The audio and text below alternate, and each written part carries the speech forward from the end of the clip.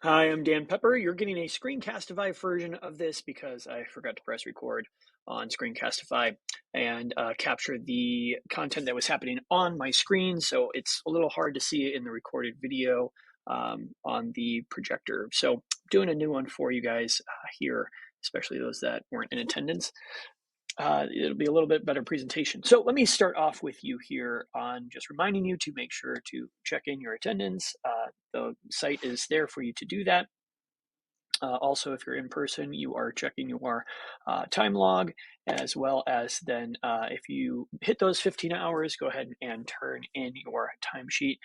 If you've reached that as well, please make sure that you fill out the tech plan as well. It's linked here in the slideshow, but it's also linked in the website. This is a presentation called Holy Sheets. These are different Google activities presented and originally curated by Eric Kurtz. He is a pretty well-known tech innovator in the field and in the space. I got to watch him present this at ISTE. And again, all of this comes with the rights and permissions from him to share this and use this. So this is sort of a retelling and sharing this out of his presentation. So there's a lot of credits due to him in here. I don't want to take that away from him at all. So you'll see his name pop up quite a bit in here. Also, this is sort of a tandem presentation in that there is the slideshow that sort of gives us the initial introduction to things, and then there's a resource page which looks like this that has a lot of links there to the things we're talking about, whether it is a lesson, whether it's a template, whether it is a just resource link in general. So there are tons of things available on here that you can check out that are designed to be things that are click and go. So with that said, this is also linked directly to Eric Kurtz's spread or his Google Doc that he shares out. So this isn't a copy of, so any additions or changes that are made will be active in this one. If you go to file and make a copy, please note that that is just a snapshot. And if those links change or if anything changes on this master, you won't get those if you have made a copy. So just be aware of that. I'm going to be bouncing around, like I said, a little bit. Right at the start, you can sort of see here, again, all of Eric Kurtz's ways that he's posting and sharing information out. He's on social, all of the various links. There's YouTube channels, there's newsletters, etc. If this is something you're interested in or would like more from him, you can follow him in all of those ways. And again, there's a little bit more on Eric Kurtz as well. Follow him on those socials. I have his channel on my YouTube channel. Subscribe to his Control Alt Achieve as well. Good stuff happening there. And again, this is saying that, hey, you know what? You can use this under Creative Commons attribution, or as long as we attribute that the work done to him, he does, and we don't charge for it, we're good to go. So things that we'll try to cover in here are the educational games, timelines, art activities, conditional feedback, random activities, analyzing some data with charts, learning databases, and potentially task checklists. All of these things can be done within spreadsheets. As we're going through this, you might think to yourself, well, I have another tool or program or app for this. Cool. If that works for you, go ahead and use it. We're not saying that those are bad. We're not saying these are better. This is just things that you can do within Google Sheets because they're there. So it's always sort of fun to challenge yourself and see, can I do something that we have access to in-house? And if so, let's try it. A lot of these are designed so that you don't need to know a lot of the back end. You'll see a lot of the templates are created in a way that will get you to a product or a result quickly and fast. So you don't have to spend hours on end learning the ins and outs of spreadsheets. There's just not enough time in the day to go through all the different kind of formulas and things. You can, Google search will get you to the right spot most of the time, but these are designed to just be a grab and go activity for you. This is also in line with some of the ISTE standards that are mentioned there. But we're going to start right off with educational games. I know Tiffany has a session solely dedicated to Flippity. If you're interested, check that out as well. We're going to just go over a couple of these because they do go along with Google Sheets. If you click into that Flippity template, sorry, I'm going to go one more here. They have a lot of different games available, and all are editable within a template. So you can make this your own and adjust it for content within your classroom and personalize it to what makes sense for your class. And so let's take a look at that. And I'm just going to click right in here, and it's going to take us to flippity.net itself. Hide the toolbar there. And Flippity originally is sort of like here's a flashcard and you can turn it over. So here's the prompt, or here's the question, think, click, reveals the answer or whatever the other half of the phrase is. And you can see those flashcards here. We can demo that as well. This was sort of the original intention. The capital of Malaysia, I'm going to flip. I'm going to flip. Kuala Lumpur. Okay, flip that card. So I'm going to the next card, 2 of 27. The year of Columbus's discovery of the New World. I don't know. Flip, 1492. Right, so these are different. The flashcard view, we can do a list view that shows all of this. The side 1 of the card, the side 2. There's some, don't think you could hear that, but it said blue whale. We've got matching, so we can try and match the 2 sides together. We can practice, so capital Malaysia, we can type in the answer, and then there's some other options as well. So how do we do this? Let's talk the cards first. So that was the demo. So if any of these you want to just try out and see what it's like, click the demo button, you can see what it is. Now let's go into the instructions part and how do we set up our own. If I click in instruction, you'll see a list of things that I need to do. Step 1, modify the game sheet template. So first thing is, it's always going to give you a link for the template. You'll need to sign in with your district Google account, all well and good. And then you're going to enter and edit side 1 and side 2 text. Enter as many terms as you want.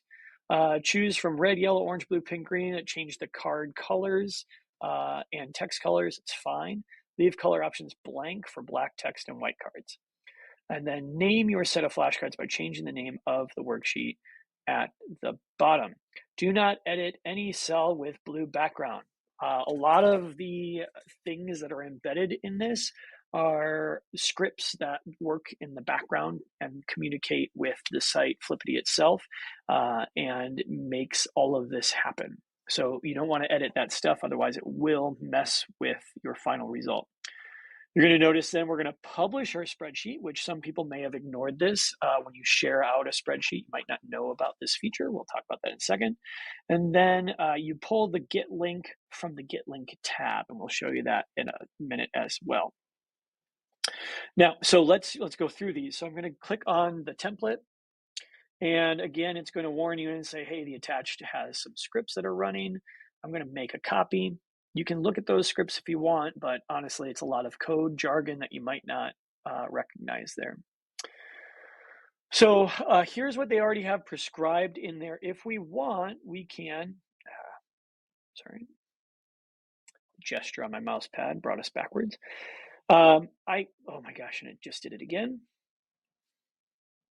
Stop moving. Okay, so a couple things I take note of. Here are the blue, right? And the yellows there, because that's that audio English. So the little speaker playback, if I wanted to play back in a different language, I could click that and present that as well. But I can go through and edit all of these, right?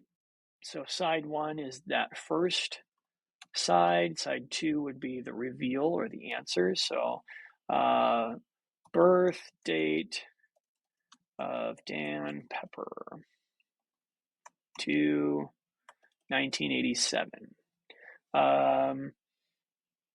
What color shirt am I wearing? Obviously, you can gear this towards whatever your unit is. If you want to just do review questions, if you want to, or you could have students create their own, right? You could give this template to students and say, all right, create a study session or a slide pack for the unit test that's coming up, right? And then they give that to someone else to try and get correct or go through and answer as many questions as possible. Or this is just something that you provide out. So let's say I fill the rest of this in. I'm only going to do those two. So let's get rid of all the rest. But you can see that I can change some of the colors on here. So let's have green text on yellow background. Actually, let's just do that on a blank background. And now here's where we do the magic. We go to File. We go to Share. And instead of Share with Others, which is what we would do to share out, we're going to click Publish to Web. And we want to do the entire document as a web page. We're not changing anything. There's a drop down here. You don't need to do that unless you wanted to restrict the access to this. I'd say don't worry about it. Don't do any of that. Just keep it the way it is. Click Publish. It says, are you sure you want to publish this selection? Yes. Now be careful, because what's tempting is to take this link. It's not the link you want. If you share that out, it's not going to act the way that we want it to. And I have now lost the ability to click that X. There we go. And what we have done is now we've published this online, so it's going to be able to talk to Flippity. And now we're going to go to that second link, or that second tab, sorry, that has this link. This is the one that we want to copy. I have it copied to my clipboard. I could go into Google Classroom and share that out with my students. When they click that link, they're going to be brought to that same demo page that we had, but this time it's going to include our questions. So I'm going to do that. I'm going to open a tab, paste, and sure enough, here is the first card, blue card with red letter. When I click the flip, there's the birthday. What shirt am I wearing? What color shirt? White, right? So we're there. If we go to the matching, what color shirt am I wearing? Whoop, click on it. White, white, yay, green. Removes that birth date of Dan Pepper, yay, cool. So again, hey, I got it in 6 seconds. Great. I can reload, start all over again, reset the timer if we want. If we want to collapse these, what does that do? Collapses and brings everything closer together. So if you want then to edit, you can always go back to this on the flashcard side, and you can add questions to this if you're like, oh, wait, I should have had this. The only catch is it might take a little bit to sync between the website. So the link will still be active. You don't have to go back and republish. If you go back to the share setting and click Publish to Web, it's still already published to the web. You can't publish it any further. So it might take a couple of minutes. I've tracked anywhere between like almost 30 seconds to up to 5 minutes before those changes take place. So just keep that in mind. When we asked about, get rid of that one. When we asked about what was your favorite thing on here, some people have used the random name picker on this one. So again, what's nice about this is a class list of names. You spin, and it'll stop on a name. We got Meryl. We can do single name, and we can randomize the order and random, or we can click the button and it'll move to the next person. If we have a timer for, like, you have a 5-minute speech you got to give, Denzel, you're up first. We can set that timer just by typing in here. Click and go. It's just a regular countdown timer, nothing too crazy. If we want to line up, I've lost my ability to move through this. Let's see if I can refresh the page here. There we go. Lineup is just showing the order of people, so I can randomize that. Okay, so now they've got a line. They know who's coming up next. If we want to group people, here's a group. I don't like how that works. Let's shift those around a little bit. This is just shifting color and numbers. So maybe this is a station, and Ingrid and Betty are together, and we're going to rotate what station they go to. Ingrid and Betty are now at station 5, station 6. If we want to switch the people, we can click this randomizer here. If we want groups of 3, they can do that. They offer groups of 4, 5. If we want to do teams, randomized teams, again, we can switch teams in their color or randomize who's on what team that way.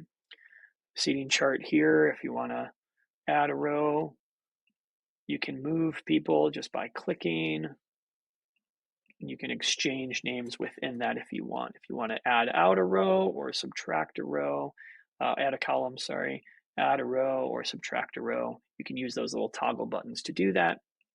And there's tons more here.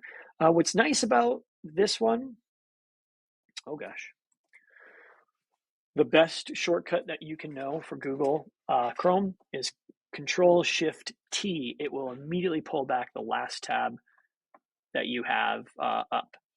So with that said, we're going to check out how to make this. I'm going to go to the instructions. There's two things to note. One is the quick and easy way. If you just copy and paste a list into here, you're good to go, and you can create a quick access thing that will generate right off the bat without having to do a spreadsheet. If you want to go a little further, here is, again, the template. It's going to force us to make a copy. But if you looked at the directions down here, you can see that we've got, we can edit the column headings in row 2. You can use up to 12 columns and create lists of names under those column headings. So check this out. This is pretty fun. Someone asked, well, what if I've got multiple classes? You can prep this beforehand, and you can change the headings in column 2 or row 2 in each of these columns up to the 12 columns. So I'm going to do Tech Bootcamp Session 1. And if I want to expand this out, I can double click the side on that. I'm actually going to bring it back a little bit. And I'm just going to copy and paste these in. Maybe I'm just going to call it Session 2. Let's get some space in here. And then I can change these names. I can get rid of all of these and start including Dan, Doug, Phil, Roger. And again, the big thing is going to File, going to Share, and making sure we publish to the web. Publish, okay. Don't copy that one. Now, notice there's not another tab here. It actually has our click here. If I want to use this grouping of names, this is the link I would use. And you can see I have all those options with my specific class involved here. And I can go to my groups. Obviously, I don't have enough people in my classes here to really divvy out the right way, but that's an easy way to create something. And then you always have this spreadsheet. So if your rosters change, or if you want to make new classes, you can always do that. Pretty cool, pretty easy. Let's move on to the next thing. So again, Flippity, tons of options there. You can scroll. The one that I really like is doing your own Jeopardy, right? So again, what's nice about this one is you can click on the question, and then depending on, okay, oh, yep, you're absolutely right, team won. You can include scoring. You get a little ding sound, and then when you move on, it's already given them the 100 points, and you can move on. Long past are the days when you're trying to recreate this in Google Slides. Ugh. The next part of that is there's an Eric Kurtz sheet that he made of just literally called Battle Sheets. And yes, it is Battleship, which is pretty fun because you can designate where your ships go, and then using coordinates back and forth, sure enough, you can play the game. This is a great learning critical thinking skill, tech skills, as well as, again, talking coordinates, right? It takes a little bit for someone to say B5, and someone has to track where that location is. We're going to move into timelines. This is something that's really cool. It's a sort of a post-COVID addition that has happened. I'll show you a little bit, and then we'll go into how to actually create this. Timeline details can be entered into a Google Sheet. All you really need is a start date and then a card title, and that's all you need. And then with a simple click, it can turn into something like this. Some examples and things that they are showing would be Civil War example, where literally they are taking the idea of Civil War. I'm going to have to make a copy here. And hopefully we're landing on the events part. Okay, so we're going to go in the events section, and this is off of Eric Kurt's template again, which I'll show you in a second. But you'll see a couple of things. They've got a start date in here. They've got a card title, which they've also included emojis in there and little images that will also show up on those cards. Again, just sort of draws the eye in a little different way. They add a little bit more detail. There's a color section here, and then they also have an option of grouping things too.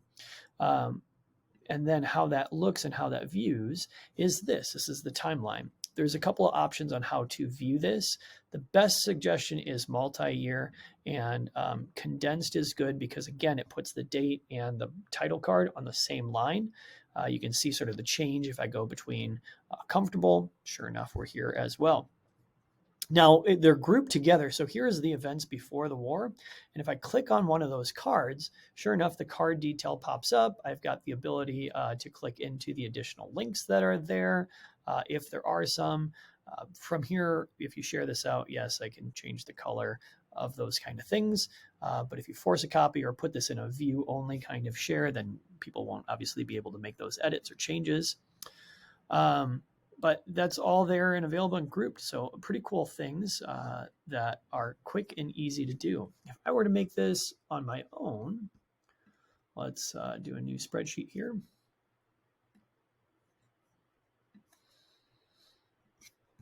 And I'm just going to do start date, and we're going to, you guys already know my birthday here, so we're going to use that again, 2/13/1987, and title. This, again, I'm just putting headers on that top row just so that I know what I'm doing. Pepper birth. Okay, we only have one in here, but I'm going to select everything that I want included in this timeline. You can do that easily by going from whatever your start is, clicking down on your mouse and dragging it, or you can click on the cell, click Shift, and then click whatever the furthest point is, and it'll automatically highlight all those things for you. Go to Insert, and sure enough, the first fifth option down is Timeline. So if I click on that, it'll ask me to confirm that range that I've selected down here.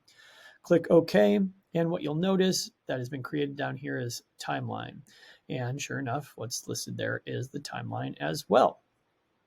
If I want to go into some of those settings, again, I can click on the settings menu up here, and I can actually change some things here. So card color, if I want a column dedicated to that, maybe I do the start date is the column. So now if I were to, let's say I were to color this orange, because it's pulling from the start date on that row, sure enough, now that color is orange. So it's pulling from that information. Card detail, what column, because it's using the headers that I plugged in there. So if I added over here in this sheet, details,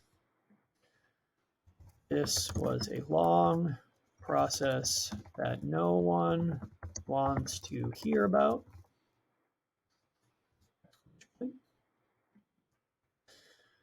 We're going to go back into the timeline. Right now, I don't have card detail selected, so I'm going to actually go here. Ooh, I might have to refresh this. Let's see. Settings. Card detail. Yeah. Okay, so let's try this again. I'm going to remove this one. I'm going to delete that timeline, and we're going to create a new timeline from it. Are you sure? Yes, I want to delete that sheet. So we're going to do the same thing. I'm going to select and highlight all of that. And actually now it's just going to add that back in, right? Insert, and we're going to go to timeline. Confirm the range. And so now card detail, we've got details, and now that's selected. So now that information is paired with that. So again, once you have your column selected or headings there, you can choose how you want them to be sorted on this. That's how you do it in the background. But again, oh, sorry, another example. I should have done this one second. You could compare between two different people. In this case, we've got Edison versus Nikola Tesla. And again, the events are there. Take a little bit to load.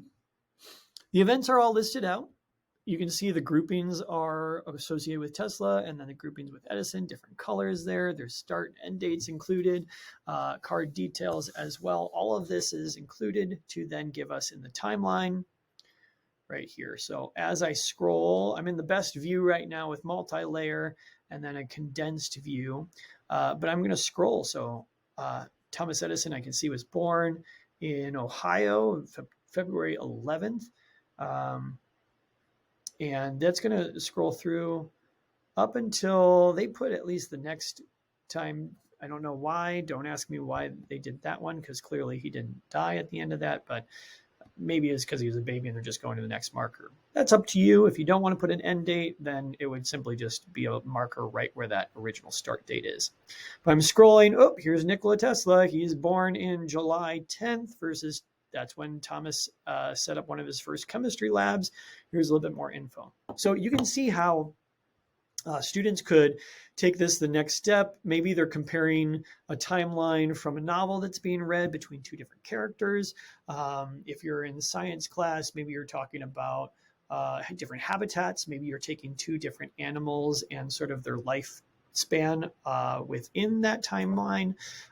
Different ways to just enhance their learning and sort of reinforce some of those out of the box thinking with other ways that you can research and look into some of the details that you're learning of a unit or a project in class. You could also timeline a book if you wanted to, or timeline between two characters. I think I already mentioned that as well. But good possibilities there. So the template is pretty straightforward. If I click on that, again, I'll have to make a copy. And it's pretty straightforward. The way that he has this set up is that the only required things, this is the direction tab.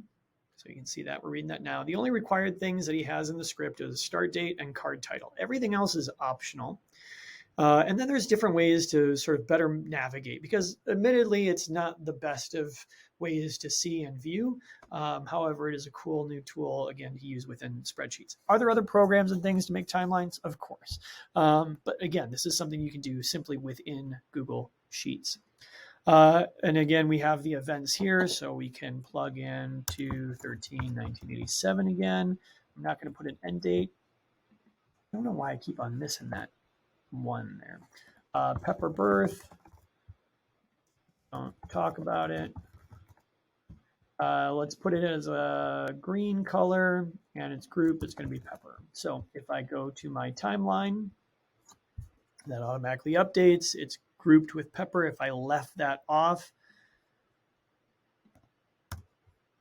then sure enough, it doesn't have anything in that group section. So why is this updating and the other one that we sort of planned didn't? That's again because there are some scripts and things that are running in the background that he's got set that you don't necessarily need to pay attention to, but are working in the background to make this happen. So you could do this and create this and share this with the class and continue to add. You could have students create their own, share this template, and they could start creating a timeline that fits with whatever your content is.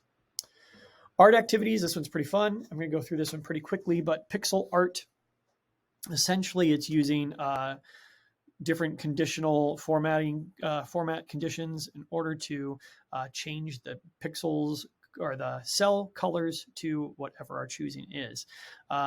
So there are fun little things that you can do with this.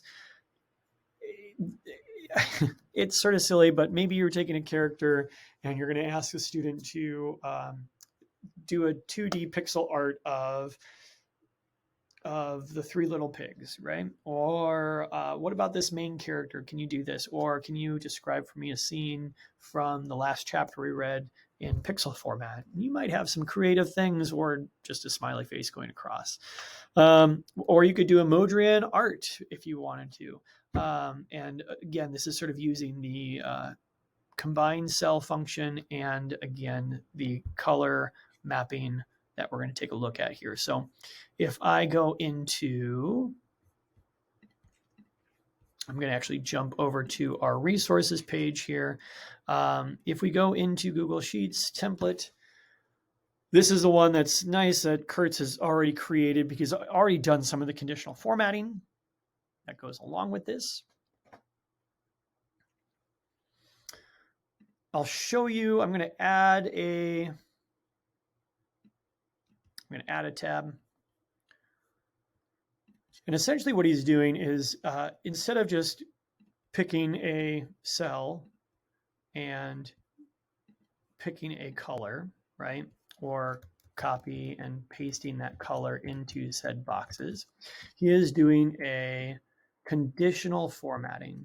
So he is saying, let's say we got a spread here. So we're going to do a conditional formatting, add another range from here, A1 to here. This is going to be our little draw space. And if text is exactly A, then we want it to be, let's just go the first color here, which is pitch black, and done. So anytime that I go into one of these boxes and press A, it's going to change that text box, right? So you could go through and create all of these rules for that to appear, or just use the template here. And you can see he's sort of already done that in this, where he has gone through and done all of the colors associated with a letter, sort of gave you a good range, or students a good range of that. If I go into my drawing, then sure enough, the corresponding letter to the cell, let's say I want H, and then I'm going to do an H, and I'm going to do a Q, Q, Q, which is that green. It takes a little bit of practice to get things where you want it to. You can press the back button or delete in order to go back, but I got a little smiley face there. Let's give him a little nose.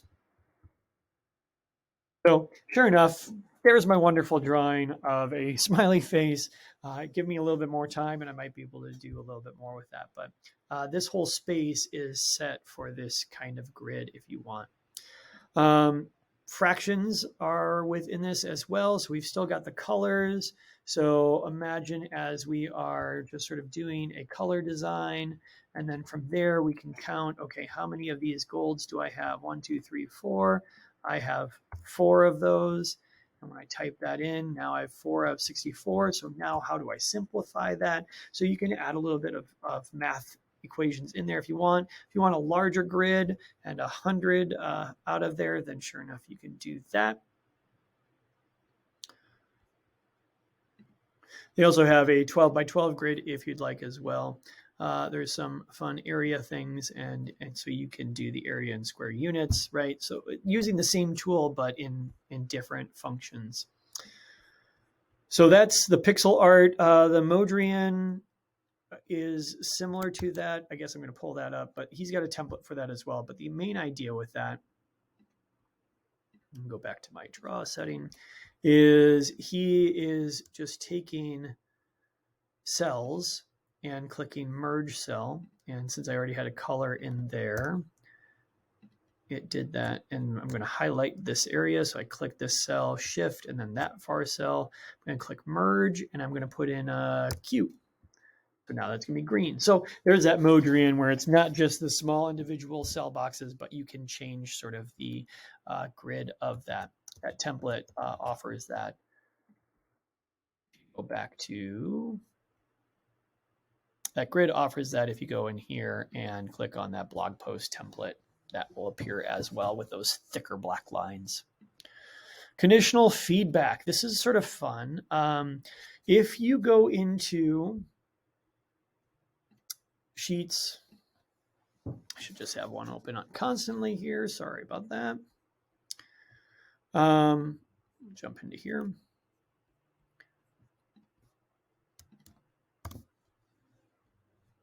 Conditional formatting really sort of rests on you setting up a rule for a cell, right? So if I click on this cell, let's say if I go yes, no, yes, yes, no.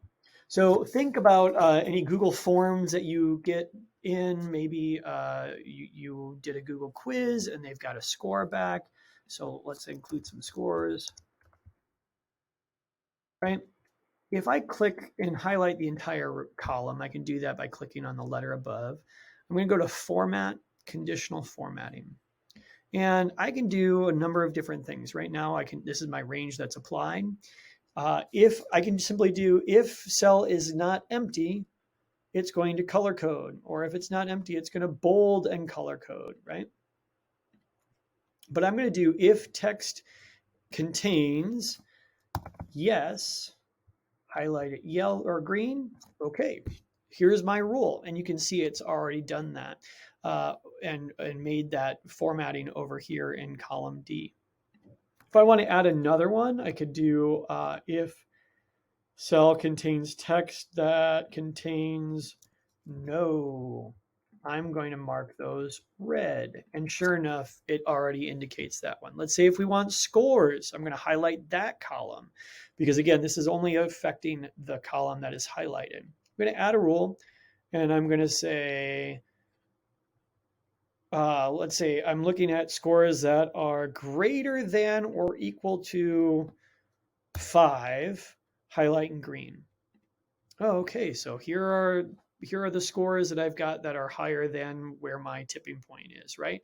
So it's a nice, easy, quick way to highlight some of those things to identify different parts of your data. And those will always hold true. How do you find different conditional formatting? Well, I can highlight a section, look at conditional formatting, and here are all of those rules. I can highlight over top. Sure enough, it's telling me what it is. I can click into that and adjust as needed. So what are some ideas with this? Well, you can do some conditional feedback, like I said, less than or equal to. You can add conditional formatting or use those rules for feedback. This is an example of what I just showed you of how to view those. But you could do a sort of a self-checker where you could say, you could do present a problem here, and you can do if-then statements. So you would type in a formula and say if this number plus this number equals this number, then it is correct. So maybe you just only leave in the addition and they have to come up with the sum. And when they type in the sum, sure enough, it will then respond with a correct. Or this one's fun, this conditional feedback formatting can be used to give students feedback based on what they type in. So let's take a look at this one. Oh, this one's not directly linked, so I'm going to scroll down to the template. So you got two versions of that. There's one with hints and one without, and you can sort of see this. Let me give you the demo here that he has. Questions, capital of Ohio. This would be where the student types in Columbus, and if they typed it incorrectly, it would highlight green.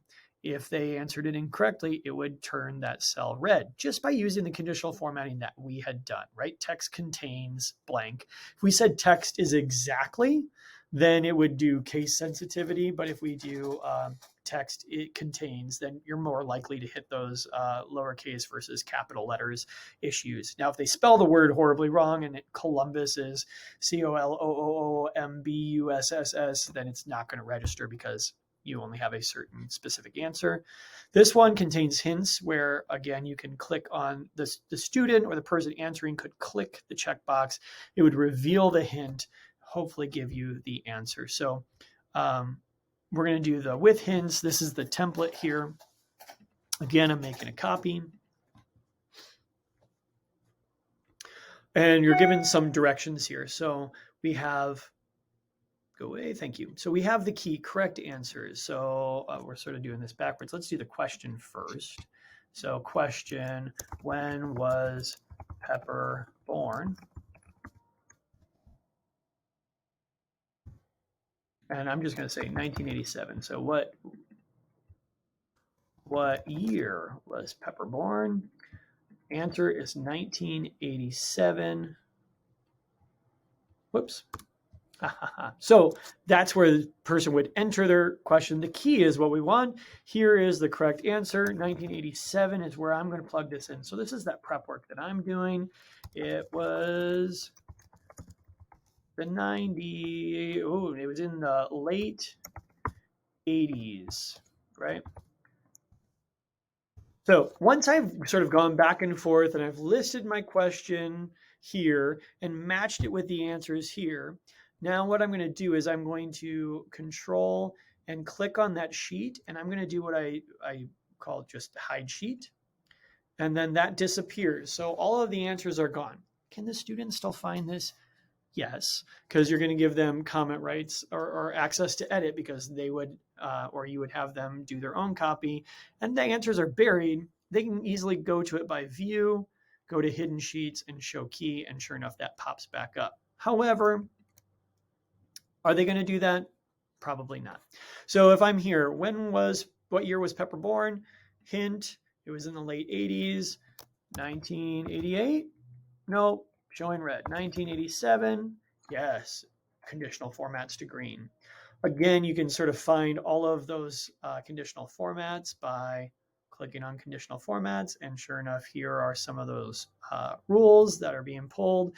There's a lot more formulas in the background running. You can see here, even in the hints, that if C2 is true, which is the checkbox, then you're going to show what's on key B2. So again, it's pulling the information from the sheet key and pulling from B2. So once you start looking at the formulas and knowing where it's pulling information from, it's really what Spreadsheets is you have data, and how do you want the data to be shown, or how do you want it to be manipulated is really what we're doing. So that's a fun one, really easy to do. Think about that as a intro to a unit, or maybe a review session before a test. Nice way to do some easy, quick checking on their own. I'm going to run through this one a little faster because, again, it's random generator activities. There are Google Sheets that have a random function that you can use to pull information from your sheets. On that resources side of things, there are different templates here. They're more like prompt generators, so maybe bell ringers, or just to get you rolling. I like this one, which is a writing prompt generator, an emoji writing prompt generator. I click make a copy. Sure enough, it makes a copy in Sheets. Some directions, it creates emojis that write and serve as prompts. You can use them in story, poem, or whatever. To view the emoji writing prompts, click the tabs at the bottom. And then there are tabs for prompts with 2 emojis, 3 emojis, 4, etc. So I'm going to jump to 3 emojis. Press Control and R to get a new random set of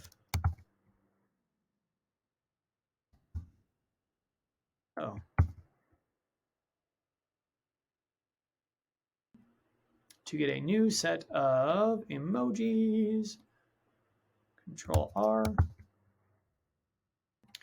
The random generators are fun, but for time's sake, I'm going to just move on. So you can find those in that resource spreadsheet, and you can find some of those quick links to, to a random writing prompt generator. It gives certain words, an emoji writing generator, so it'll pop up a new set of emojis that you can say, all right, write a story based off of what you see or the emojis that you see.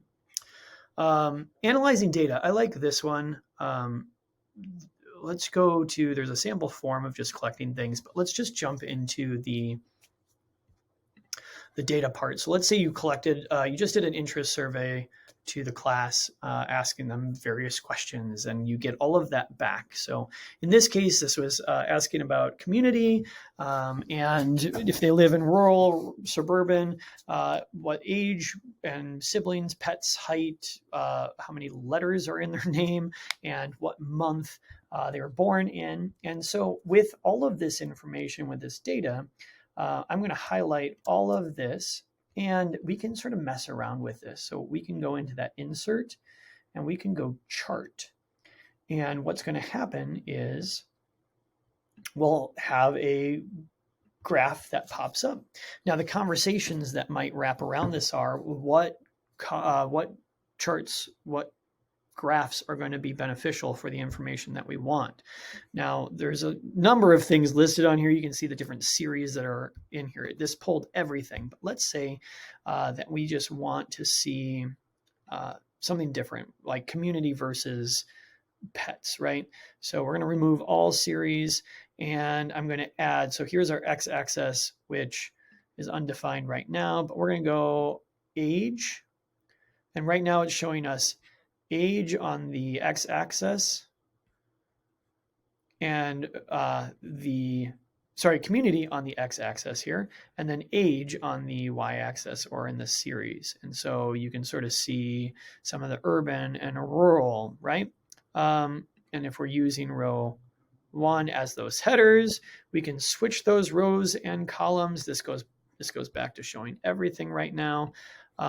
So we can look at the suburban versus, and I'm going to go to, these are individual for rural, but I can also change what kind of chart I'm looking at. Some are better than others, as you know. I can go through and limit some of the things. I'm going to delete this chart. So maybe I want to, I'm going to highlight all. I'm going to put a filter on. And notice we've got these drop downs. And now with this little arrow, I'm going to actually filter by value. I'm going to clear all, and I want to just look at the suburban folk. Click OK. Now I just have suburban people. So I'm going to highlight all of those rows again. We're going to do this route. I just click the column and then shift to the last column. And then I'm going to do insert again and insert a chart. And then we can manipulate how we see this again. So again, we get all of that I just highlighted. If you want to just highlight individual rows, that's fine too. Remove all series. And let's add suburban folk and pets. So this is all suburban, and we see how they've answered. And then we can compare that up against potentially rural people versus suburban, right? So there's different ways that we can look at this information. We sort of talked about analyzing data and those charts that you can insert. But another one that's really cool to think about is using filters within Google Spreadsheets to create a learning database. So when learning new content, students can create learning databases with sheets. They can use the sorting and filtering options to explore and answer some questions. This could be used when learning different characters in a novel that they're reading. So maybe there's various indications on top or descriptors for the header rows and then, or column headers.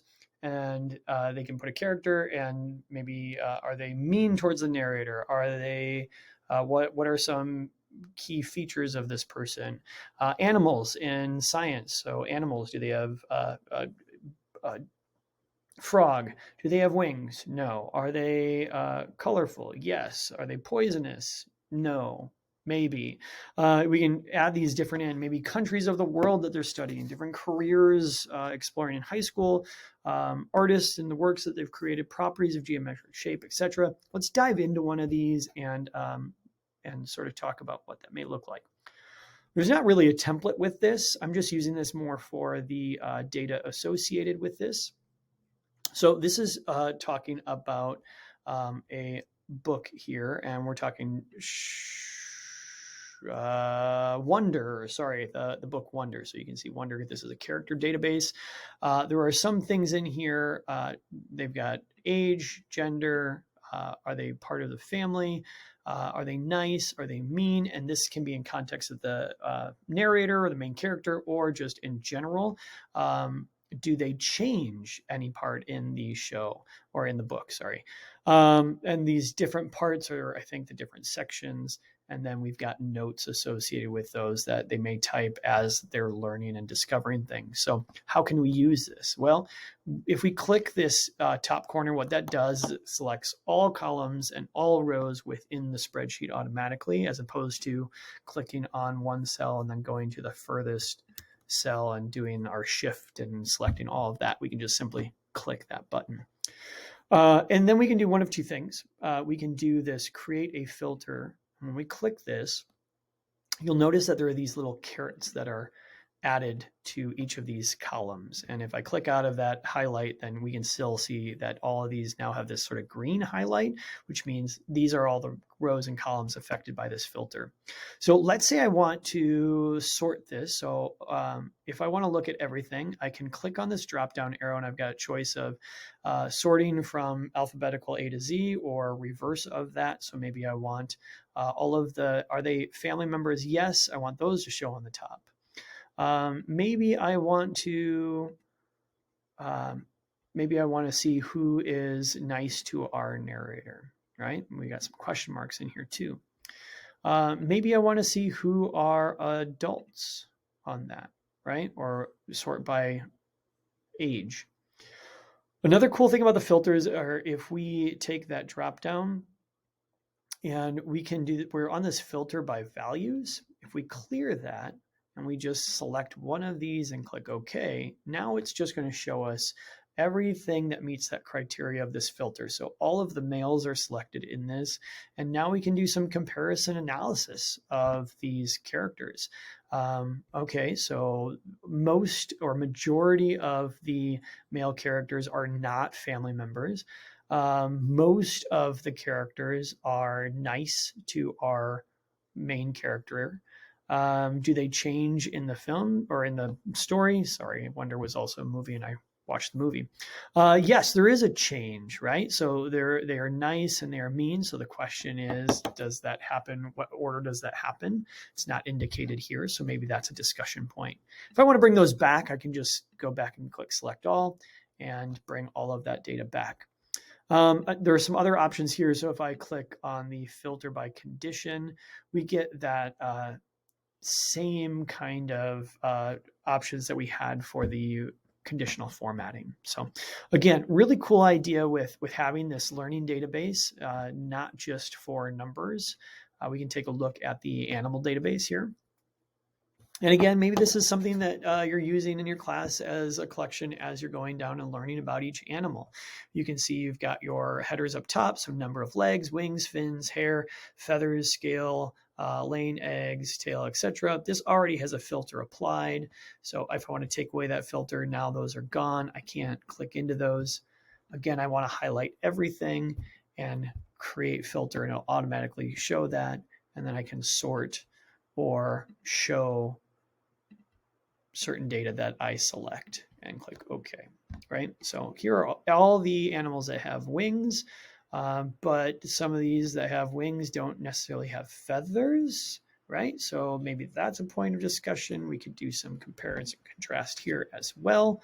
And why do you think that is? Why do you not think that is? I'm going to do select all and OK. Another sorting filter here that's pretty cool, or a sort feature. If I click in this top right corner, top left corner, and I go to data and I go sort range, I can do some advanced sorting. I'm going to click on the data has header rows because sure enough, we have headers on here.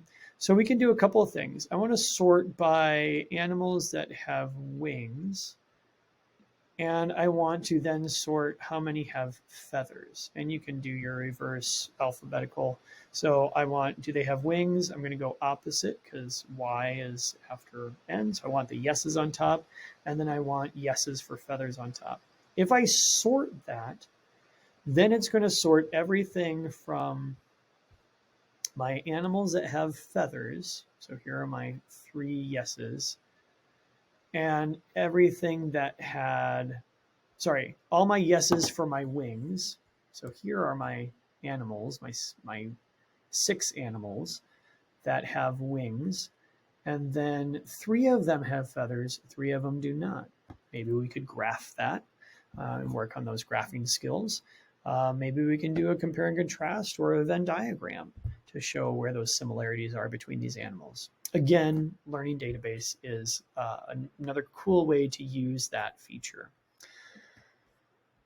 Task checklist, this is pretty straightforward, but let's say that you are wanting to do, maybe you've got an objective for a project and here are the tasks or things that you need to get done or the student needs to get done, or maybe they need to create a plan and they're going to check off things along with that. it's pretty straightforward. In the template that's there, you can plug in those task objectives, and as you complete them, you check your checkbox. It will automatically cross it off for you, give you a green that you're completed. It'll also start tallying up of a percentage of how much you have completed, which again, motivation to get that to 100% is always there. And you can write notes or drop in links to those different things or activities that you have completed. And then this is what you turn in. Maybe your checklist is what you turn in, and you've got your final draft attached, your rough draft. If it's a written paper, you have your main idea, your research sites or books or whatever the case may be. You can link those in there or type in whatever notes that you want. So again, if we're looking at the example of this, force you to make a copy of either the example or the template, whichever one you're looking at.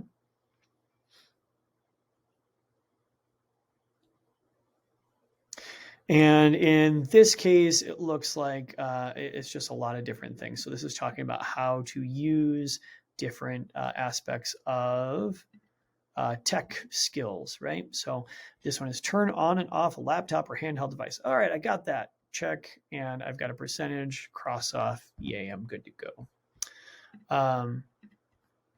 So again, template, you should just be able to put down on the identity or the task. Sorry, I looked at the identify. You can put down the task or objective down this row and then check off as you complete those items.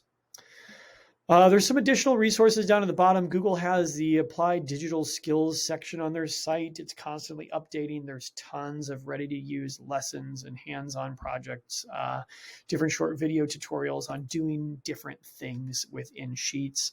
And there are many lessons on how to use Sheets and how to go into some of those deeper skills that we might not have touched here, or going into the more nitty-gritty of the build of those templates. Maybe you've got a cool idea that you want to put together. You just don't know what formulas or how to start formatting that. There are ways to do that, and this is a good spot to learn those additional skills too.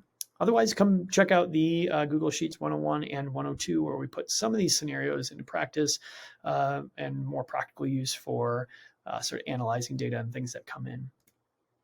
And again, there's that site for you. There's a tutorial video if you want, or head over to Eric Kurtz for all of his different ideas and blog posts, etc. Again, reach out to your tech innovator if you want to learn more. My name is Dan Pepper, and hope you took something away that was useful.